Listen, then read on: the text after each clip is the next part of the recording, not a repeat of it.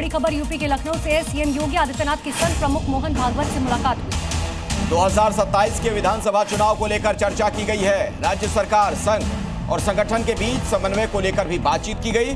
करीब 30 मिनट तक ये मुलाकात चली है। तो जनता के बीच योजनाओं को पहुंचाने के कार्यक्रमों पर भी चर्चा की गई है। सीएम योगी के साथ एसआईआर और पीडीए को लेकर भी चर्चा।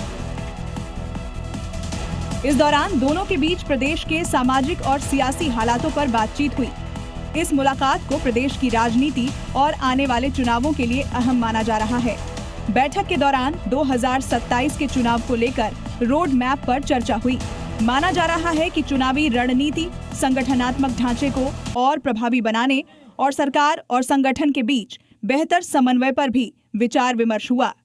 सूत्रों के मुताबिक यूपी में संघ के 2 लाख कार्यकर्ताओं को बड़ी जिम्मेदारी दी जा सकती है, जो आम जनता से सीधा जुड़ेंगे। यूपी में जहां जहां अवैध कब्जे की सूचना मिल रही है, वहां बाबा का बुलडोजर गरज रहा है। ग्रेटर नोएडा अथॉरिटी ने गांव भनौता में करीब 30,000 वर्ग मीटर जमीन पर हुए अवैध निर्माण को ध्वस्त कर दिया। वहीं सीतापुर में प्रशासन के आदेश पर अतिक्रमण पर बुलडोजर चला है। प्रदेश में अवैध निर्माण और अतिक्रमण के खिलाफ चलाए जा रहे अभियान के तहत बाबा का बुलडोजर लगातार गरज रहा है। ग्रेटर नोएडा प्राधिकरण ने बड़ी कार्रवाई करते हुए गांव भनौता की लगभग 30,000 वर्ग मीटर भूमि को अतिक्रमण से मुक्त कराया।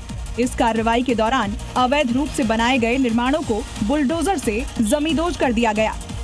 जमीन की कीमत लगभग 60 करोड़ रुपए आंकी गई है। उधर सीतापुर में डीएम के निर्देश पर सड़क किनारे हो रहे अतिक्रमण पर बुलडोजर गरजा। इस दौरान वहां मौजूद लोगों ने इसका विरोध किया, लेकिन बुलडोजर नहीं रुका। और एक बड़ी खबर आपको बता दें, मोहन भागवत पर अरशद मदनी का बयान सामने आया। तो मदनी ने भागवत के घर वापसी वाले बयान की निंदा की है। देश में नफरत की आग भड़काई जा रही है, ये कहना मदनी का। मुसलमानों को मिटाने वाले खुद मिट जाएंगे। इस्लाम जिंदा है, कयामत तक जिंदा रहेगा, ये कह रहे हैं मदनी। तो नफरत की आग भड़काई जा रही है, ये बात भी कही गई है मदनी की तरफ से। मुसलमानों को मिटाने वाले मिट गए। भागवत का ये बयान ऐसे वक्त में आया है जब यूपी से लेकर बंगाल तक में एसआईआर को लेकर सियासी घमासान मचा हुआ है। संघ प्रमुख मोहन भागवत ने एक नया प्लान दिया है, 3D प्लान, जिसमें पहला डी है डिटेक्शन यानी पहचान, दूसरा डी है सरकारी दस्तावेजों से डिलीशन यानी नाम हटाने का, और तीसरा डी है डिपोर्ट यानी देश से बाहर करने का। डिटेक्ट और डिपोर्ट ये उनको करना है। अब तक होता नहीं था, अब थोड़ा थोड़ा शुरू हुआ है, धीरे धीरे बढ़ेगा। हम उनको डिटेक्ट करें।